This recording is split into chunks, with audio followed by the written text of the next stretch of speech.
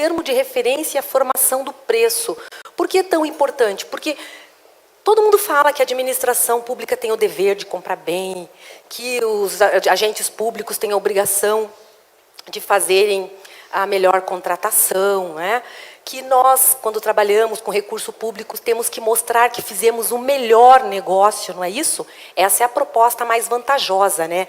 Já está mais que superada aquela ideia de que a proposta vantajosa é simplesmente o menor preço, né? É o menor preço depois que nós fizermos todas aquelas avaliações, todas aquelas verificações de cumprimento dos requisitos do que nós precisamos, identificação das necessidades e cotejo, comparação entre aquilo que está sendo ofertado e aquilo que nós precisamos para atender as necessidades da administração pública e que, em última análise, são as necessidades da coletividade, né? É para isso que existe a administração pública, para atender os anseios da coletividade. Então, é essa a ideia, né? A demonstração de que se fez o melhor negócio, né? Porque nós temos o princípio da República, o princípio republicano, que nos determina isso, porque nós estamos gerindo a res pública, coisa pública, ok? Então, a gente precisa mostrar o melhor negócio. Então, o sucesso de uma boa contratação, ele passa por todo um ciclo em que cada um de nós tem uma importância muito grande. Então, cada um de nós tem uma importância muito relevante nessa formação daquilo que vai ser contratado, na identificação daquilo que é necessário. Porque não é simplesmente, agora há uma necessidade, nesse momento eu vou lá e compro. Não, nós entendemos que a administração pública tem como fundamento todo, para que ela possa funcionar bem, o bom planejamento, né? É um princípio, o primeiro princípio, quem formado em administração sabe, né, que não se administra nada sem planejamento. Você pressupõe o planejamento, você precisa planejar. Então, esse planejamento ele não passa só pela verificação da necessidade do que eu preciso agora, ele passa por uma projeção do que eu vou ter de ações no futuro, daquilo que eu vou precisar. Ele passa por uma necessidade de verificar o passado, não é verdade? Eu preciso verificar como foi o meu histórico anterior de consumo, qual era a realidade do meu histórico anterior de consumo. E essa coisa de pegar o que está pronto e repetir não funciona. Não funciona porque as coisas mudam. As coisas hoje são diferentes das que eram até um tempo atrás e elas podem ser diferentes num curto espaço de tempo, então não dá simplesmente para repetir. A gente vê distorções em algumas situações de contratações porque as pessoas fazem assim: ah, como é que foi no ano anterior? Repete. Só que ela esquece de ponderar, ela esquece de considerar que no ano anterior eles estavam num prédio diferente. Eles não tinham chamado pessoas do novo concurso, ou eles não tinham fechado alguns serviços, ou eles não tinham aberto alguns equipamentos públicos. Não dá para repetir. Não é verdade? Vai dar distorção. Então, a ideia de planejar é fundamental. E o termo de referência, ele tem que refletir esse planejamento. Ele tem que refletir esse cuidado com o histórico das contratações, com as projeções para o futuro, com a realidade atual, com o orçamento que ainda nós temos que ajustar, né? Porque nós temos aquela situação assim de... Estava em crise no momento que nós contratamos o ano passado, ou então nós estávamos num momento bom de arrecadação, nós estávamos num momento bom, o orçamento era bom, nós podíamos fazer aquilo. Não, agora nós estamos vivendo um momento de crise, nós não temos mais como fazer esse gasto. Então, passa por tudo isso, ok? Então, a importância aqui do termo de referência bem elaborado, tem que se fazer toda essa análise. Então, a contratação, ela não surge do nada, né? Não acontece num único momento. Não é igual na nossa casa, que se a gente resolver, eu vou sair agora, eu vou comprar um monte de coisa. A gente faz até depois, paga o preço meio alto por isso. Mas não é assim, não é? Então, nós vamos comprar, nós temos que fazer aqui a identificação das necessidades, né? O que nós vamos precisar. Depois disso, tem que ter uma autorização. A autoridade competente vai avaliar se é o caso de comprar aquilo naquele momento ou não. Vai ter que ter, então, essa autorização.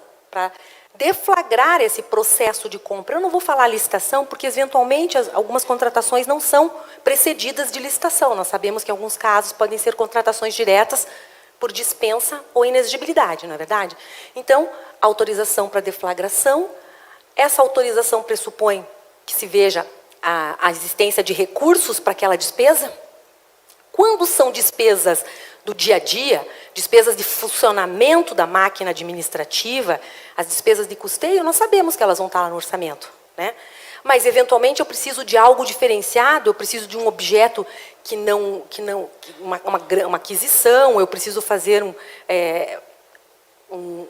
comprar um equipamento maior, ou trocar frota, alguma coisa. Essas despesas já pressupõem uma verificação se há previsão, inclusive, no orçamento para isso, né? Se há previsão. Lembrando, as de custeio vão estar sempre lá. Daí eu só tenho que ver o valor. Elas vão estar, eu tenho que ver quanto. Agora, tem coisas que não, que eu preciso saber, antes de deflagrar um processo de aquisição, se existe ou não previsão para isso, né?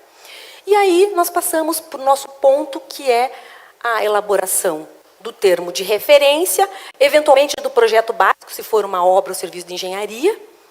E, com essas informações, nós vamos elaborar um instrumento convocatório. Até um tempo atrás, antes lá da lei do pregão, antes da normativa do pregão, que fala claramente no termo de referência, nós chamávamos tudo de projeto básico, lembram? Quem já trabalhava com isso? Alguém já trabalhava com isso? Antes de 2000? Não? 2002, não? Então, a gente chamava tudo de projeto básico, não existia o tal termo de referência. Então, como essa lei de licitações era uma lei vocacionada para a engenharia, ela usava a terminologia da engenharia, o projeto básico. Mas, para outros objetos, nós tínhamos que fazer o exercício, né, lá, interpretativo, e nós chamávamos de projeto básico, mas não era exatamente um termo adequado. Então, com a lei do pregão, veio o termo de referência. Aí, sim, ele parece se ajustar muito mais ao que nós que nós pretendemos. Então,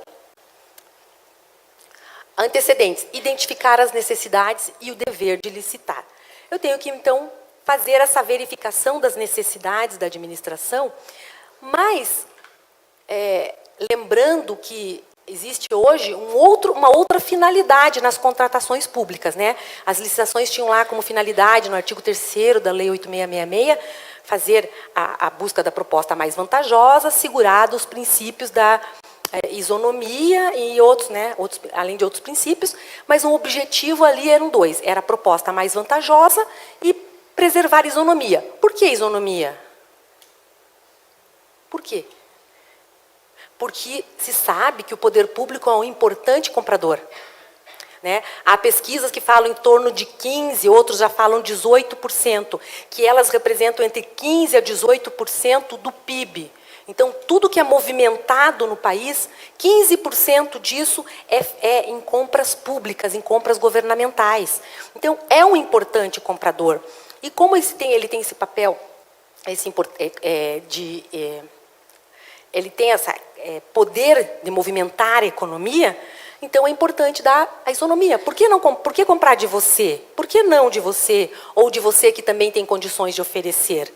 Então, eu preciso garantir que todos os potenciais interessados em contratar com o poder público tenham a oportunidade. E é por isso que eu faço essa disputa. Eu abro esse certame para que todos possam vir e participar, não é verdade?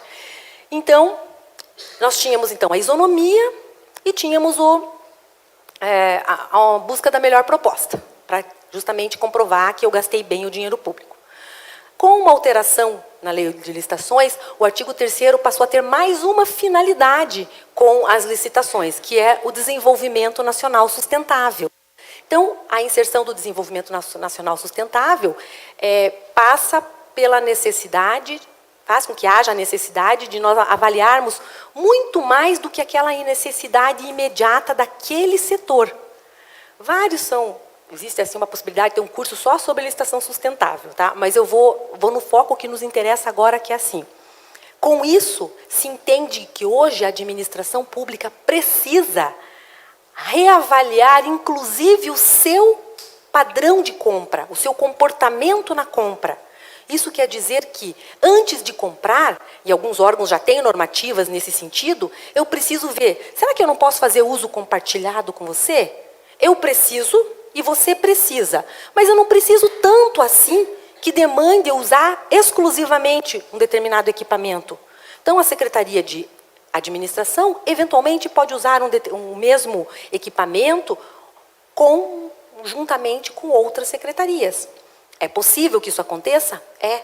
Mas, para isso, eu vou precisar de um cuidadoso planejamento mais amplo do que aquele só de comprar agora o que eu vou comprar nesse momento. Eu preciso ter um estudo da dinâmica da organização, não é isso?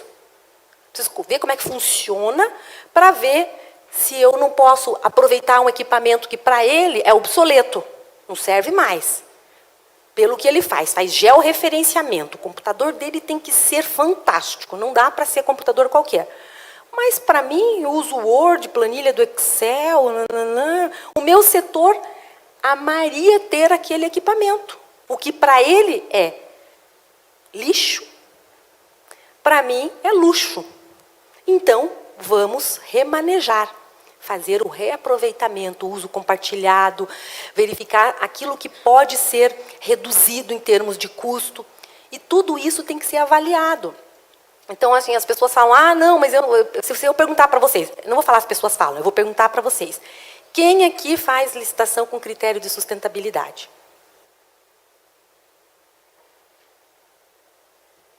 É isso que eu escuto sempre.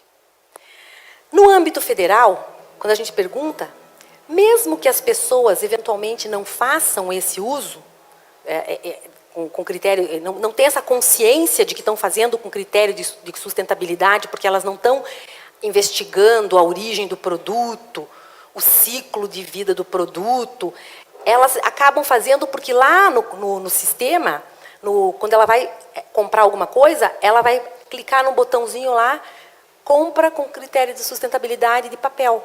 Alguém já analisou aquele produto, já viu o seu ciclo de vida e já fez essa classificação que é sustentável. Só que não é simplesmente sustentável se o produto lá no seu ciclo de vida respeita, tem menor consumo de água na sua produção, tem uma logística melhor na sua distribuição. Mas o que se entende de contratação sustentável vai muito além de comprar um produto com um selo sustentável ou classificado como sustentável.